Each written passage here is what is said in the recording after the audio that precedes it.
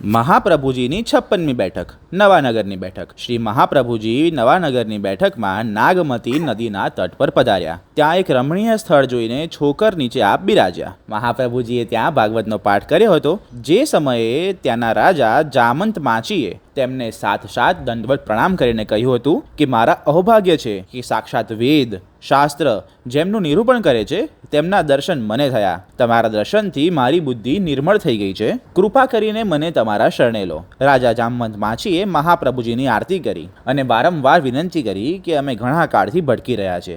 આરતી જોઈને મહાપ્રભુજીએ રાજાને આજ્ઞા કરી કે સ્નાન કરી આવો। સ્નાન કર્યા પછી મહાપ્રભુજીએ તેમના પર કૃપા કરીને તેમને નામ સંભળાવ્યું અને બ્રહ્મ સંબંધ કરાવ્યો। તુલસીની માળા ગળામાં નાખી। ત્યારે રાજાએ ખુશ થઈને વિનંતી કરી કે મહારાજ મારે અહીંયા નગર વસાવું છે, જો આપ આજ્ઞા કરો તો હું અહીં નગર વસાવું। તો મહાપ્રભુજીએ આજ્ઞા કરી અને કહ્યું કે મુહૂર્ત સારું છે એટલે તમે નગર વસાવી શકો છો। આ મુહૂર્તમાં નગર વસાવવાથી તમારું રાજ્ય નિર્ભય રહેશે। ત્યારે રાજાએ દંડવત કરીને નગર વસાવ્યું।